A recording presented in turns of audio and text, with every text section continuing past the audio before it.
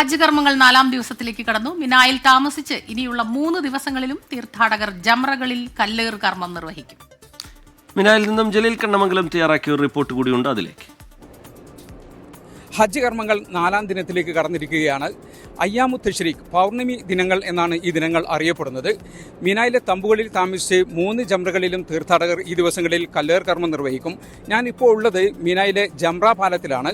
ഈ കാണുന്നതാണ് ജംറ. 5 നിലകളിലായി കല്ലേർ കർമ്മം നിർവഹിക്കാനുള്ള സൗകര്യം ഇവിടെയുണ്ട്.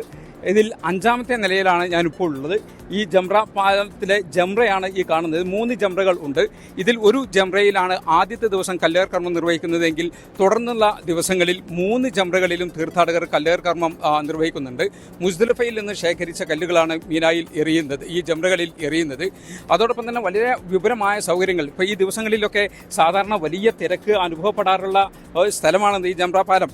കാരണം ഇത് ഈ ജംറയിലേക്ക് പോവുകയും വരികയും ചെയ്യുന്ന സ്ഥലമാണ്. തീരെ ആളുകളില്ല. ഇവിടെ ശക്തമായ സുരക്ഷാ സന്നാഹമാണ്. ഈ അനധികൃത തീർത്ഥാടകരെ തടയാൻ വലിയ രൂപത്തിലുള്ള പരിശോധന നടക്കുന്നുണ്ട്. അതുകൊണ്ട് തന്നെ തീരെ ആളുകൾ, അനധികൃത തീർത്ഥാടകർ തീരെയില്ല. ഉള്ള തീർത്ഥാടകർക്ക് വളരെ സുഗമമായി കർമ്മങ്ങൾ നിർവഹിക്കാനുള്ള സൗകര്യമുണ്ട്. ഇത് ജംറയാണെങ്കിൽ ഇതാണ് മിന. ഈ ടെൻറ്റുകളെല്ലാം കിടക്കുന്നത് ഇവിടെയാണ്. 1,60,000 വരുന്ന ടെൻറ്റുകൾ, 20 ലക്ഷത്തോളം വരുന്ന സ്ക്വയർ മീറ്ററിൽ 1,60,000 വരുന്ന ടെൻറ്റുകളാണ് ഇവിടെ ഉള്ളത്. ഈ റോഡുകളിലൊന്നും തീരെ തിരക്കില്ല. എറിഞ്ഞു പോകുന്ന തീർത്ഥാടകരാണ് കാണുന്നത്. അതോടൊപ്പം തന്നെ മസ്ജിദുൽ ഖൈഫ് എന്ന പ്രധാനപ്പെട്ട മിനയിലെ പള്ളി അവിടെ കാണാം.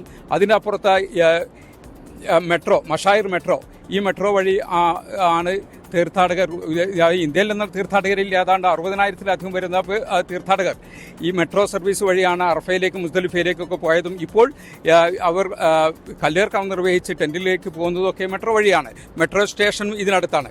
ഇങ്ങനെ വളരെ വിപുലമായ സൗകര്യങ്ങൾ തീർത്ഥാടകർക്ക് ഇവിടെ ഉണ്ട്. ഈ ടെൻറ്റുകളിൽ നിന്നെല്ലാം ഈ ജംറകളിലേക്ക് വരാനും പോകാനും വൺ വേ സൗകര്യം, വൺ വേ വഴി ആണ് ഏർപ്പാടാക്കിയിരിക്കുന്നത്. അതുകൊണ്ട് തന്നെ തീരെ തിരക്ക് അനുഭവപ്പെടുന്നില്ല. ഏതായാലും തിങ്കളാഴ്ച വരെ തീർത്ഥാടകർ വളരെ സുഗമമായി തീർത്ഥാടകർക്ക് കർമ്മങ്ങൾ അനുഷ്ഠിക്കാനുള്ള സൗകര്യം സൗദി ഗവൺമെൻറ് ഒരുക്കിയിട്ടുണ്ട്. തിങ്കളാഴ്ചയോടെ കർമ്മങ്ങൾ അവസാനിപ്പിച്ച് തീർത്ഥാടകർ മിനായിൽ നിന്ന് മടങ്ങും. മിനായിൽ നിന്നും ജലീൽ കണ്ണമംഗലം, 24.